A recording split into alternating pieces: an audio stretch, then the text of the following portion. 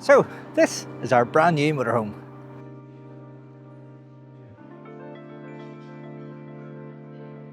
As you can see by the lovely stickers, it is a Swift Edge 464. So starting with the cab, you can see it's this nice sort of light grey colour. The stickers are on it and they go on to the habitation area as well. We have our outside windows, two on this side, our habitation door and our electric hookup just here. Carrying on down, we can see we have a fold out step which just kicks in and pulls out.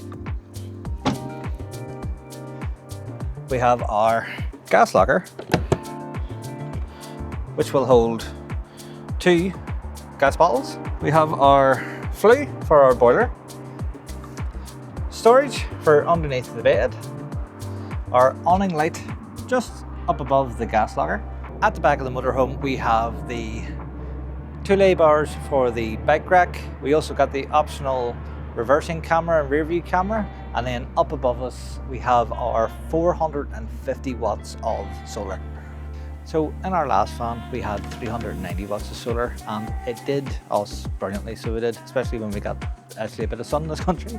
So because we want to be off grid as long as possible, we have an amazing electrical setup ready for this van. So we went with an extra couple of watts of solar, so we got one panel that's basically the whole width of the van and almost a quarter of the length, and it's a full 450 watt single panel. On the driver's side we have our bathroom window, then our cassette which has wheels, which will be nice for emptying, so it will. Then we have another window, our vents for our 3-way fridge and our water point. We actually have 16-inch alloy wheels on our motorhome, so we do, which is quite fancy. So now that we've had a quick look at the outside, let's run inside and have a nosy. So now, welcome to the inside of the van, and as you can see, Rosie is quite at home in this wee spot, so she is. As you can see behind me, we are sitting in the cab. The cab has these 2 really comfortable double captain seats with double armrests, and it has every bit of movement in it. I can move the seat base this way, and then I can move the back bit this way, and then I've got lumbar support. I can have the armrest whatever way I want, backward and forward, and then I can actually swivel this while sitting on it. If you've seen our last videos when we had our self-built camper van, you'd have known that swiveling the seats, although it was really good, was not the easiest task, so it wasn't. So these are just flick a wee handle and then spin, put your feet up, get your wee doggy, lovely and comfortable. So some of the features for this one is, because it's quite a fresh van, we have the Series 8 Fiat Ducato. We wanted to go Fiat Ducato this time round for the reliability aspect of it. And then we've also got automatic.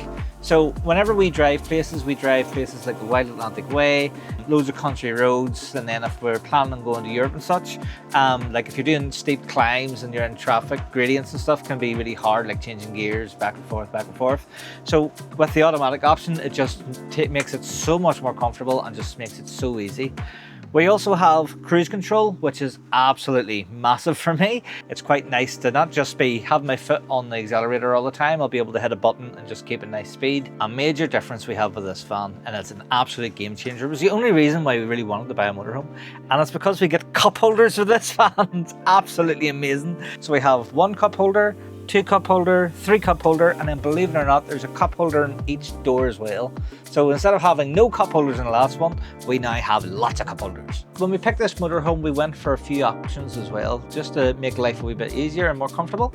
So I got a rear view camera and reversing camera installed, just because it's quite a big motorhome.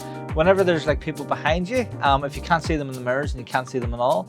And then also whenever you're reversing into tight spots, it's really, really nice to be able to see everything that's going on around you. So that was an absolute must. So you'll notice a difference as well. We have these lovely quilted and reflective covers. In our last van, we had these suction cupped, really thin ones. Now we have these sort of pop on, pop off ones, and again they're really, really thick.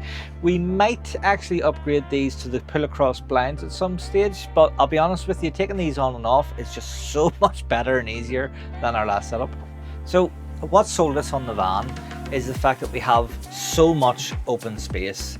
You come in immediately from the door and you're just right into this massive walkway. You can turn left into what is our sort of living room area. We've got lots of overhead storage. We've got storage up here, which we're thinking maybe like, I wanted plants, but maybe do photos or something just to make this a wee bit nicer. We have our blinds, opening windows, fly screens, both sides. So if we're parked and there's a view on either side, we can sit and look out.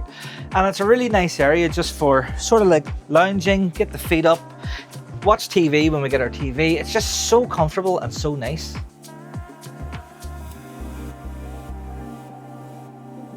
So as you can see, we have a couple of skylights above us. Again, we have blinds and fly screens, but even though we have a couple of our front blinds closed, you still get loads of natural light in through these skylights. And then we also have our LED feature lights all around us.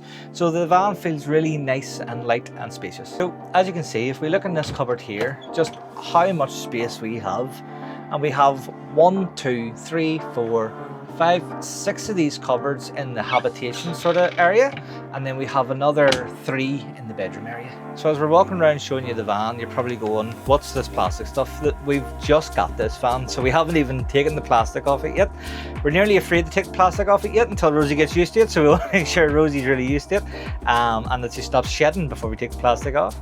But another awesome thing about the dinette area is not only can me and Tony go in this van, but we have 2 additional belted seats with the van, and also where we're sitting here, as well as it being a nice dinette area where we can get our dinner and entertain people, but this also pulls out and then we can make a bed up out of this area as well. So what we lacked in our last van was an entertaining area, and as you can see, we have this lovely spacious entertaining area.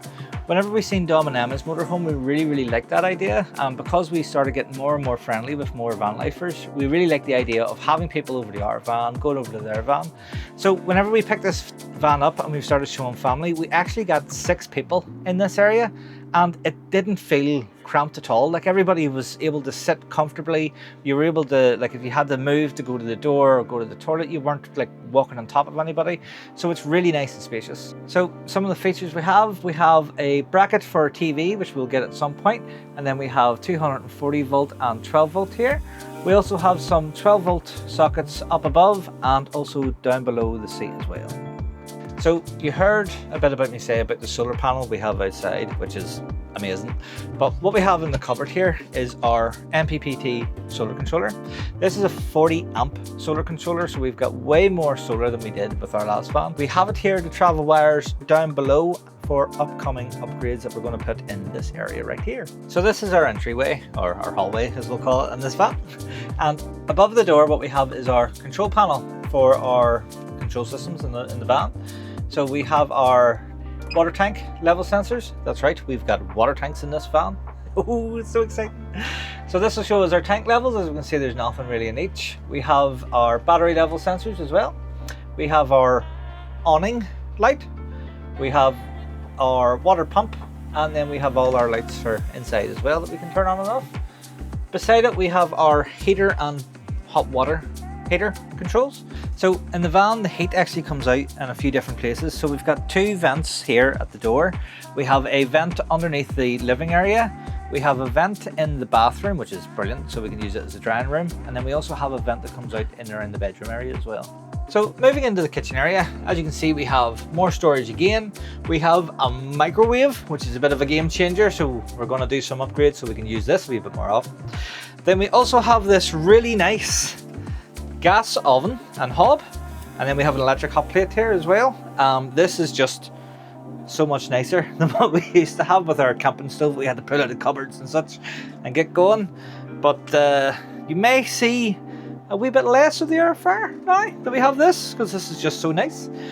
We have our lovely sink here as well, with our tap with running cold and hot water. Shocking hot water. And then a wee window for the kitchen as well, so if we're making our dinner and stuff and there's steam, we can open the window, and then it has a fly screen and blackout screen as well, so it does. So you can see above me here, we have the skylight here, and we're thinking again maybe future upgrades for future travel plans. We may put max fan in here, or if we can swing it, maybe an AC unit. So let's talk about some of the storage we have in the kitchen. So we have this big long cupboard here, which we can open. We have a top drawers just sort of for utensils and such. Then we also have a shelf here and loads of storage just underneath there, which we have some pots and pans in at the minute. Below the oven we have a drawer which we're going to use for cutlery and utensils. Try not to give you too much of a sneak peek what's in there. Underneath, again, more storage. We have our oven pans in, and then we have our cupboards up above. So here we have a Dometic 3-way fridge. So the fridge will run on 230 volt gas, and it also runs on 12 volt whenever we're driving. And it's a bigger fridge than what we had before. As you can see, I think this is about an 85 litre fridge. And it also has a freezer compartment as well, just above.